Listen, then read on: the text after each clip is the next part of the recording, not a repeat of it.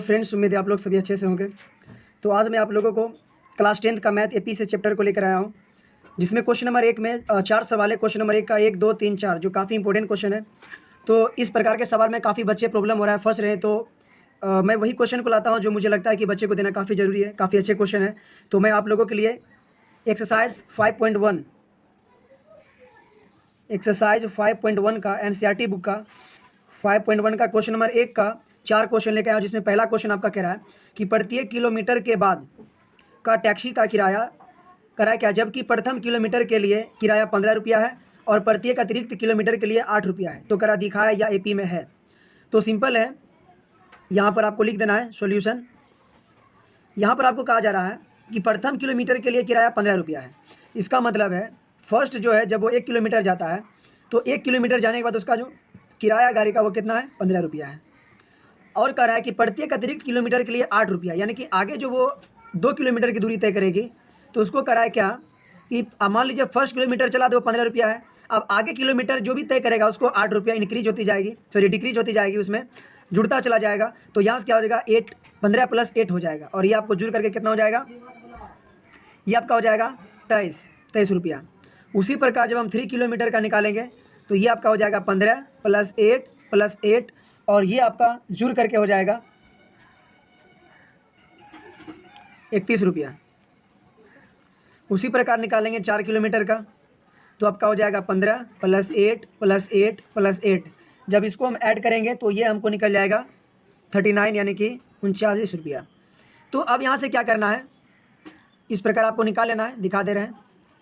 First 1 kilometre 15 रुपया दिया, आगे करा कि प्रत्येक वो किलोमीटर में उसको क्या करा है कि 8 रुपया, अतिरिक्त किलोमीटर 8 रुपया हो जाता है, यानी कि उस 15 किलोमीटर चलने के बाद जो है प्रत्येक अतिरिक्त किलोमीटर के लिए 8 रुपये किराया था। तो जब 2 किलोमीटर जाएगा तो 15 + 8 हो जाएगा, 3 किलोमीटर जाएगा तो 15 + 8 + 8 हो जाएगा, 4 किलोमीटर जाएगा तो 15 + 8 + 8 + 8 हो जाएगा। तो इस प्रकार ये सब जो ऐड होगा है यही आपका एपी बनाएगा। तो यहाँ से हम लिखेंगे एपी बराबर, ये आपका हो जाएगा 15, 23, 31, 39, इस प्रकार आपको कर देना है। यहाँ से आपको अब साबित करना है कि एपी में है या नहीं है। तो अगर एपी में है या नहीं इसको अगर साबित करना है तो इसको साबित करने के लिए सिंपली आपको क्या करना पड़ेगा, आपको D1, D2 या D3 निकाल लेना है। तो सबसे पहले क्या करेंगे, हम D1 निकालेंगे, यानी कि D को हम कहते हैं सार्वधातुक, यानी कि 2 पदों के बीच की जो है डिफरेंट को हम निकालते हैं। तो यहाँ से D1 जो आपका हो जाएगा वो आपका हो जाता है A2 - A1, यानी कि ये प्रथम पद, द्वितीय पद, तृतीय पद, इस प्रकार होते रहता है। तो द्वितीय पद को प्रथम पद को जब घटाते हैं तब आपका D निकलता है। तो यहाँ से आपका क्या हो जाएगा, ये हो जाएगा 23 - 15। तो 23 में जब आप 15 को घटाइएगा तो आपको जो है प्राप्त हो जाएगा कितना, 8 रुपया। उसी प्रकार आपको निकाल लेना है D2। जब D2 निकालेगा तो हो जाएगा A3 - A2, ये आपका हो जाएगा 31 - 23। जब 31 में 23 को घटाइएगा तो ये भी आपको निकल जाएगा 8 रुपया। फिर आपको क्या करना है, निकाल लेना है D3। जब D3 को निकालेगा तो ये आपका हो जाएगा A4 - A3 और ये आपका हो जाएगा 39 - 31, तो ये आपको घट के हो जाएगा 8 रुपया। इस प्रकार हम क्या देख रहे हैं कि यहाँ पर D1, D2, D3 ये सभी आपका जो है वो क्या रहा, आपका ये सभी आपका जो समान आ रहा है 888, यानी कि जब आपका किसी भी एपी में सीरियल वाइज अगर दिया हो, अगर उसका सर्वांत रहेंगे डी का मान प्रत्येक स्थिति में अगर समान आता हो तो इसका मतलब है कि यह पद सभी जो एपी में है। तो यहाँ पर लिख देना है आपको, अतः यह एपी में है और यही आपका आंसर हो जाएगा। तो अब चलते क्वेश्चन नंबर 1 का 2 की तरफ वीडियो। तो चलते क्वेश्चन नंबर 1 का 2 की तरफ। तो इसमें आपको कहा जा रहा है कि किसी बेलन में उपस्थित हवा की मात्रा, जबकि वायु निकालने वाला पंप करा प्रत्येक बार बेलन की शेष हवा का 1/4 भाग बाहर निकाल देता है। तो इसमें आपको एक ज्ञात करना है, यहाँ पर सिंपल कर रहा है कि हम यहाँ पर मान लेंगे सॉल्यूशन, देख हम लिखेंगे सॉल्यूशन, यहाँ पर मान लेंगे, लिखेंगे कि माना कि इस बेलन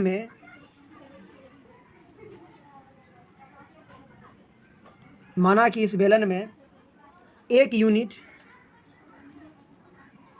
हवा भरा है। तो इसका मतलब है, तो स्थिति फर्स्ट लिखेंगे, फर्स्ट स्थिति। तो फर्स्ट स्थिति जो होगा, स्थिति फर्स्ट, तो इसमें क्या होगा कि आपका इसमें बेलन में कितना है, 1 यूनिट, यानी कि फर्स्ट स्थिति में हमने मान लिया कि माना कि इस बेलन में 1 यूनिट हवा भरा हुआ है। तो पहली स्थिति में कितना होगा, यूनिट, 1 यूनिट भरा रहेगा। अब आगे कह रहा है कि पंप प्रत्येक बार बेलन की शेष हवा का 1/4 भाग बाहर निकाल देता है, यानी कि एक पहले था फर्स्ट स्थिति में, अब सेकेंड स्थिति जो होगा आपका स्थिति सेकेंड। तो इसमें क्या होगा कि अब जो है 1/4 भाग इसे बाहर निकाल लिया जाएगा। तो हो जाएगा 1 माइनस 1/4 भाग क्या कर लिया जाएगा, बाहर निकाल लिया जाएगा।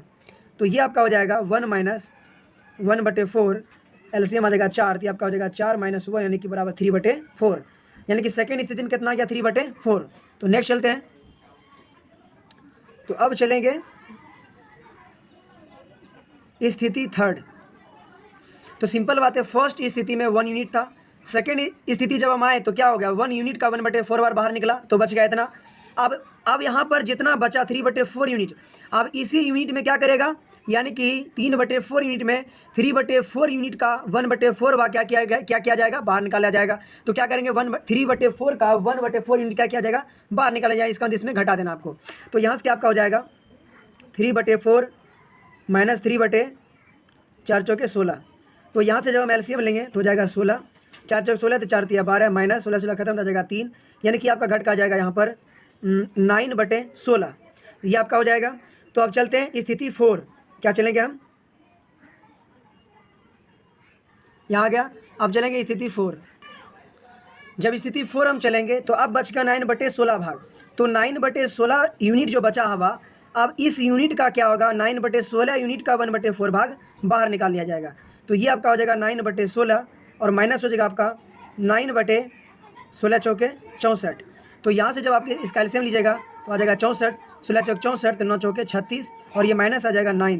तो जब आप 36 में 9 को घटाइएगा तो यहाँ पर आ जाएगा 27, यानी कि हो जाएगा 27/64 यूनिट।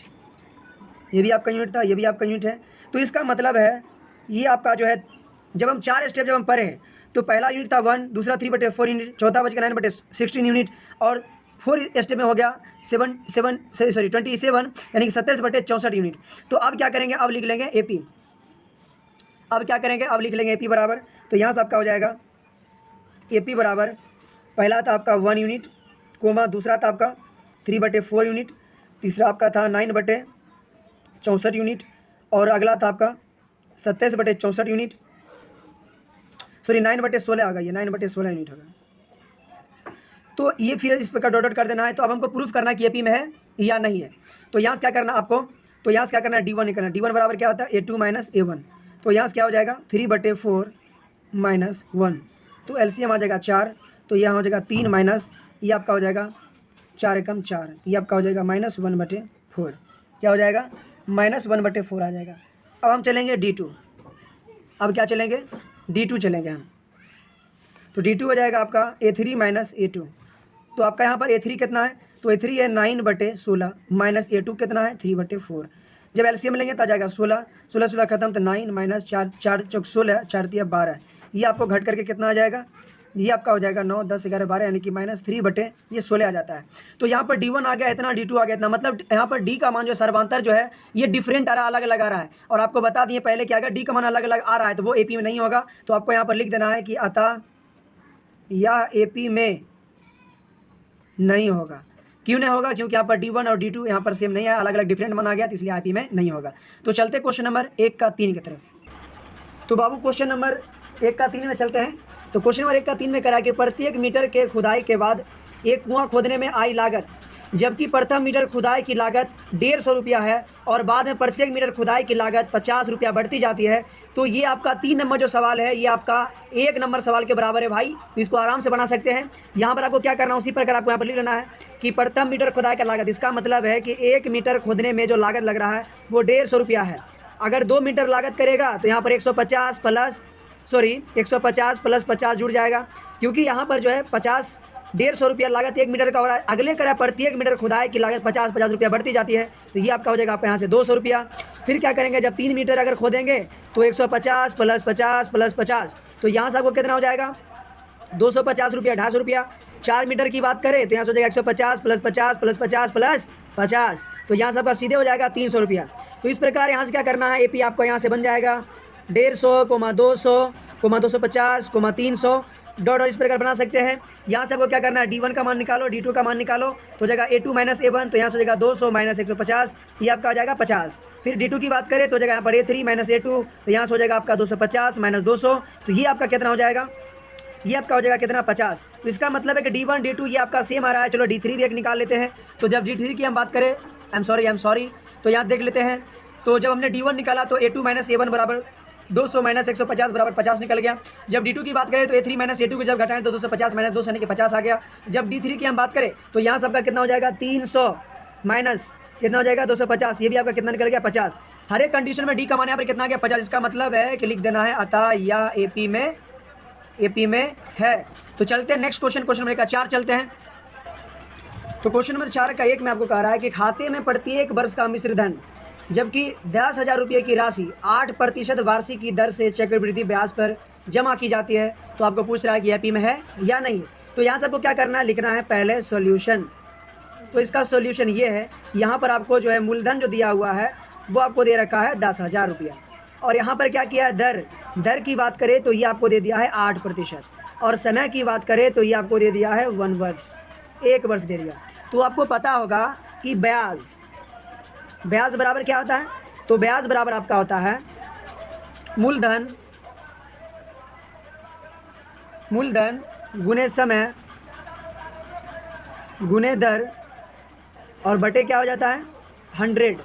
तो यहाँ से आपको क्या करना है पता है ना, यहाँ से क्या करना है ब्याज निकाल लेना है। तो मूलधन आपका कितना हो जाएगा 10,000, उन्हें टाइम कितना है 1 वर्ष, दर कितना है 8 और बटे कितना हो जाएगा 100, 20 ख़त्म। तो ये आपका कितना आ जाएगा 800 रुपया। तो यानी कि ब्याज आ गया 800 रुपया। और एक चीज़ और आपको मैं बता दूं कि मिश्र धन, तो मिश्र धन आपका कितना होता है, तो मिश्र धन बराबर होता है आपका मूलधन प्लस ब्याज। यानी कि यदि हम मूलधन और ब्याज को जोड़ देते हैं तो आपका निकल जाता है मिश्र धन। तो यहाँ से मूलधन हो जाएगा आपका 10,000 प्लस ब्याज निकल गया 800, तो ये आपका हो जाएगा 10,800। तो 10,800 ये मिश्र धन जो आया है यही आपका A1 हो जाएगा। और यही आपका जो है नेक्स्ट, जब मान लीजिए कि अब जो इस पर सुविध अगला जो चलेगा उसके लिए फिर ये हो जाएगा आपका मूलधन, क्योंकि ये फिर अगले साल ये मूलधन का काम करेगा, फिर इस पर ब्याज होगा 8% का। बात समझ में आ रहा है ना। तो सिंपल आपको समझना है, ये जो आपको 10,800 रुपया जाया है ये अब अगले वर्ष जो यही आपका मूलधन का काम करना शुरू कर देगा। यानी कि सेकेंड स्टेप में जब हम चलने वाले हैं तो सेकेंड स्टेप में क्या करेगा, यही आपका मूलधन का काम करेगा। तो लिखेंगे हम सेकेंड स्टेप में, तो लिखेंगे स्टेप सेकेंड। तो इसमें क्या करना है आपको, यहाँ से आपको मान लेना है मूलधन। तो ये मूलधन आपका हो जाएगा 10,800 रुपया। समय भी आपका वही हो जाएगा 1 वर्ष। दर की बात करें तो दर भी हो जाएगा 8%। तो आपको यहाँ से क्या करना है, उसी प्रकार आपको ब्याज निकाल लेना है। तो जब इसका ब्याज निकालिएगा तो मूलधन हो जाएगा 10,800 गुने समय 1 गुने दर 8 और बटे कितना हो जाएगा 100। तो 20 ख़त्म। जब इसको आप गुना कीजिएगा तो आपको गुना करने के बाद जो मिलेगा वो आपको आ जाएगा 884 रुपया। कितना आ जाएगा आपको, आ जाएगा 864 रुपया आ जाएगा। तो 864 रुपया ये आ गया। अब निकाल लेते हैं मिश्र धन। तो मिश्र धन की बात करें हम तो आपको मिश्र धन में क्या करना है, मूलधन। तो मूलधन आपका कितना था 10,800 में क्या करना है, ब्याज आपको 864 रुपया को ऐड कर देना है। जब इसको आप जोड़िएगा तो आपको आ जाएगा 11,664, यानी कि 11,664 रुपया ये आपको आ जाएगा। और तो 1 मिनट, ये जो आपका मूलधन यहाँ पर आपको जो दिख रहा होगा, ये मूलधन जो है हम इसकी बात कर रहे हैं क्वेश्चन नंबर 4 में। ये आप देख रहे हैं मूलधन 1,000 रुपया। तो ये आपका A1 का काम करेगा, क्योंकि फर्स्ट मूलधन यही ना, तो मूलधन ये काम करेगा एक A1 का। और ये सेकेंड जो आपका मूलधन जो यहाँ पर आया था, ये मिश्र धन जो यहाँ पर जुड़ करके ये जो मूलधन बना 10,800, ये आपका मूलधन A2 का काम करेगा, क्योंकि इस पर अब ब्याज चलेगी। तो अब यहाँ पर जो मिश्र धन ये जो आपको प्राप्त हुआ, आपको जो ये जो सॉरी मूलधन जो सेकंड स्टेप में मूलधन जो आपको 10,800 जाए, ये आपका A2 का काम करेगा। और फिर यहाँ से जब हम चले तो ब्याज आने के बाद मिश्र धन जो जुड़ करके ये आपको आया, ये मिश्र धन आप क्या करेगा, अब नेक्स्ट जो इस पर जो ब्याज होगा वो अगले के लिए क्या बनेगा, स्टेप थर्ड की हम बात करें ये उसमें ये मूलधन का काम करेगा। तो स्टेप थर्ड में मूलधन कितना हो जाएगा, स्टेप थर्ड में मूलधन हो जाएगा 11,664, ये आपका मूलधन का काम करेगा। तो ये आपका कितना हो जाएगा A3 का ये काम करेगा, यानी कि 11,664 ये आपका मूलधन हो जाएगा। तो यहाँ से A1 A2 A3 मुझे निकल गया, तो यहाँ से AP का निर्माण बन रहा है। 3 स्टेप बहुत हद हो जाता है। तो यहाँ से हम लिखेंगे AP बराबर, तो A1 कितना आ गया था आपका, A1 आपका था 10,000। और A2 की बात करें तो A2 कितना था, तो 10,800। A3 की बात करें तो 11,664, और इस प्रकार आपको दे देना है। यहाँ से आपको क्या करना है, आपको जांच करना है ये है या नहीं है। तो क्या करना है, पहले D1 आपको निकाल लेना है। तो D1 आपका कितना हो जाएगा, A2 माइनस A1, यानी कि 10,800 में क्या करना है, 10,000 को घटा देना है। तो ये आपको कितना मिलेगा, आपको 800 मिलेगा। ये सेकेंड चलेंगे हम D2 की बात करें। जब हम D2 में जाएंगे तो यहाँ से क्या होगा, D3 minus D2 sorry A3 minus A1, तो A3 कितना है 11664 और माइनस कितना हो जाएगा 10,800।